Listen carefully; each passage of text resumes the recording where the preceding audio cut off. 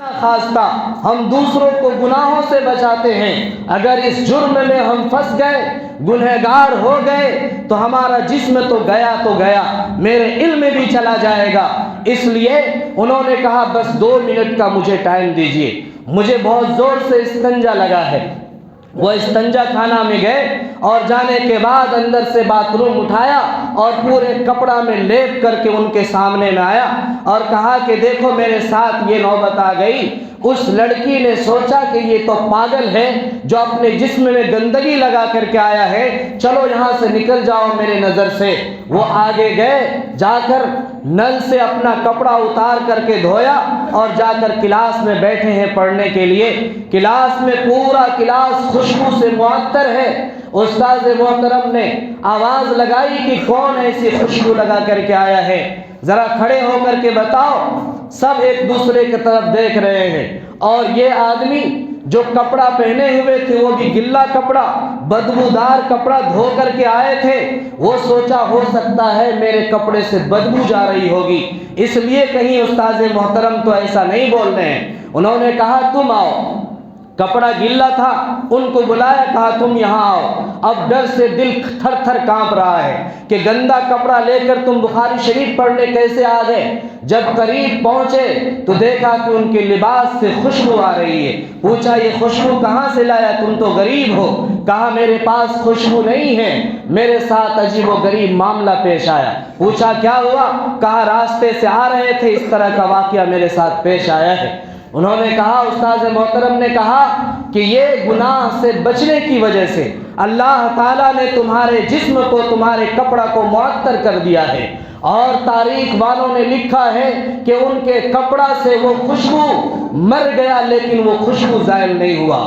تو میرے بھائیوں، جو گناہ سے اللہ کے واسطے بچتا ہے، اللہ تعالیٰ دنیا میں بھی اس کے جسم کو خوشبودار کرتا ہے، اور جب مرتا ہے تو قبر کی مٹی بھی خوشبودار ہوتی ہے، اور جب فرشتہ روح نکالنے کے لیے آتا ہے تو وہ بھی دوسرے فرشتے آتے ہیں جو تکلیف کی بات نہیں کرتے، جو بھائی بن کر کے آتے ہیں، اور جب قبر میں ان کو سلایا جاتا ہے تو قبر کو روشنی سے معطر کر دیا جاتا ہے، ان کے کپڑے جنت کے نیچے بچھا دیے جاتے ہیں، خوشبو سے معطر کر دیا جاتا ہے، اور جنت کا کھڑکی اس کے قبر میں کھول دیا جاتا ہے، اور قبر کو منتہائے نظر تک پھیلا دیا جاتا ہے، اور انہیں کہا جاتا ہے نم کنوم عروس، تم دلہن کے طرح آرام سے سو جاؤ، قیامت تک تمہیں کوئی چھیڑ چھاڑ نہیں کرے گا۔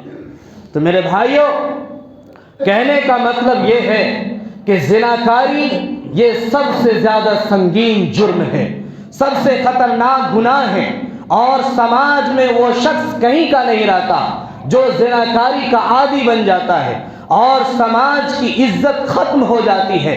اور زناکاری ایسی گناہ ہے کہ جب زناکاری عام ہو جاتی ہے تو اللہ تعالیٰ زمین کو پھاڑ دیتے ہیں۔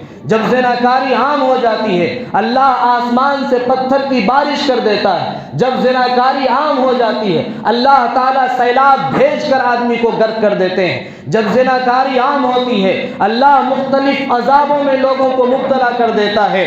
اللہ کے نبی صلی اللہ علیہ وسلم نے فرمایا کہ قرب قیامت کے زمانے میں بدفعلی اس قدر عام ہو جائے گی کہ ان میں یہ محسوس نہیں ہوگا کہ انسان ہے کہ جانور ہے۔ اس میں سب سے بہترین انسان، نیک انسان وہ ہوگا جو گناہ میں ملوث آدمی کو کہے گا کہ آڑ میں جا کر کے گناہ کرو، آڑ میں جا کر کے گناہ کرو، یعنی سامنے مت کرو۔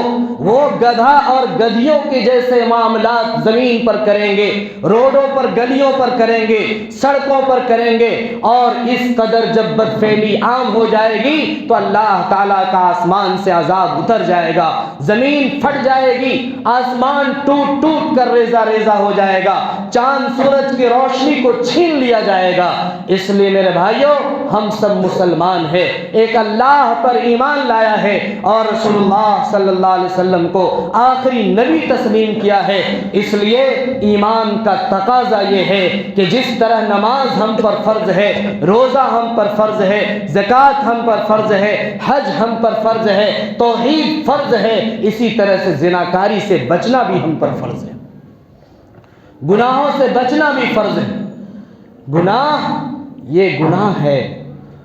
ایک بزرگ نے کہا کہ زناکاری اتنا سنگین گناہ ہے، اتنا سنگین جرم ہے کہ اگر اللہ تعالیٰ اس گناہ کے بدبو کو کھول دے، اگر اللہ اس گناہ کے بدبو کو کھول دے، ظاہر کر دے، تو کوئی انسان اس کے بغل سے گزرنا پسند نہیں کرے گا۔ جس طرح سوگر سے لوگ نفرت کرتا ہے، ایسے اس انسان سے انسان نفرت کرے گا۔ جس گلی سے سوگر جاتا ہے، نماز پڑھنے والا آدمی وہ راستہ چھوڑ دیتا ہے، کہیں چھینٹ نہ پڑ جائے، کہیں ان پر نظر نہ پڑ جائے، چونکہ وہ گندگی کھاتا ہے۔ اور یہ زنا کرنے والا انسان سوگر سے بھی زیادہ بدتر ہے، سوگر سے بھی زیادہ بدتر ہے، کیونکہ اس کے پاس عقل نہیں، سمجھداری نہیں، اور انسان کے پاس عقل ہے، سوجھ بوجھ ہے، سمجھداری ہے، پھر بھی اس گناہ میں ملوث ہوتا ہے۔ اس گناہ کی وجہ سے اللہ تعالیٰ چہرے سے ایمان کی خوبصورتی کو ختم کر دیتا ہے۔ اللہ تعالیٰ چہرے پر کالا دھبا کو ڈال دیتا ہے تاکہ انسان سمجھ سکے کہ یہ اس گناہ کا مجرم ہے۔ اللہ تعالیٰ اس کے دل کو اس قدر کالے جال سے گھیر دیتے ہیں کہ ایمان کی روشنی ان کے سینے میں داخل نہیں ہو پاتی، اور پھر مسجد سے دور رہنے کو ہی وہ پسند کرتا ہے۔ وہ یہ سمجھتا ہے میں بہت اچھا ہوں، حالانکہ انہیں یہ خبر نہیں کہ شیطان اس کو گھیر رکھا ہے، اور شیطان اللہ کے دربار سے ان کو دور کر دیا ہے۔ اور جب مرتا ہے پھر اس کے ساتھ معاملات بہت برا ہوتا ہے۔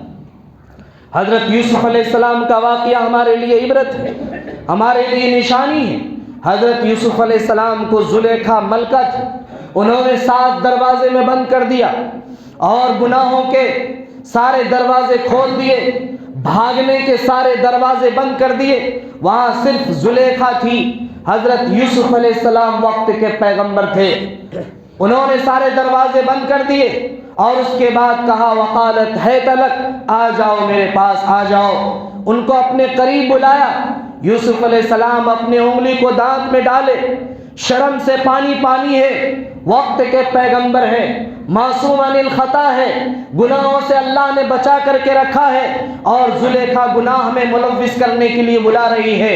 یوسف علیہ السلام کے دل میں بات آئی، اور ایک روایت کے مطابق دیوار کے اوپر ایک آیت لکھی ہوئی تھی وَلَا تَقْرَبُوا الزِّنَا إِنَّهُ كَانَ فَاحِشَةً وَسَاءَ سَبِيلًا، زنا کے قریب بھی نہ جاؤ ورنہ فاحش بن جاؤ گے، اور یہ بہت برا راستہ ہے۔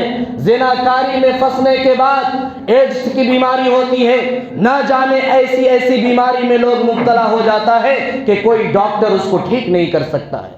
اور ایک روایت کے مطابق حضرت یعقوب علیہ السلام سامنے پر نظر آئے اور اپنے انگلی کو دانت میں دبائے ہوئے، ایک بیٹا کے سامنے اس کا باپ کھڑا ہو، کیا مجال ہے کہ وہ گناہ میں ملوث ہو جائے؟ کیا مجال ہے کہ گناہ کی طرف گھوم کر کے دیکھ لے؟ انہوں نے دیکھا، چاہے روایت کچھ بھی ہو، اللہ تعالیٰ نے اپنا دلیل، اپنا نشانی دکھایا، اور اس کے بعد یوسف علیہ السلام بند دروازے کی طرف بھاگنا شروع کر دیے۔ گناہ سے بچنا یوسف علیہ السلام چاہ رہے تھے، راستہ اللہ کھول رہے تھے۔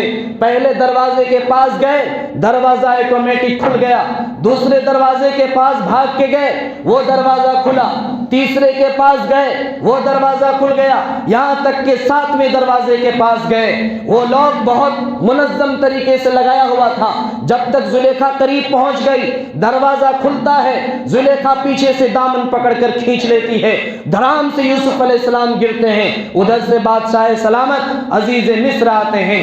فوراً زلیخا کہتی ہے مکر و فریب میں لوٹ پوٹ کر کے الفاظ کو بدل کر کے کہتی ہے بادشاہ سلامت جو آپ کی بیوی کے اوپر غلط نظر ڈالنا چاہے اور آپ کی بیوی کی عزت لوٹنا چاہے، ان کی سزا یہ ہونی چاہیے کہ انہیں جیل میں ڈال دیا جائے یا شدید عذاب انہیں دیا جائے۔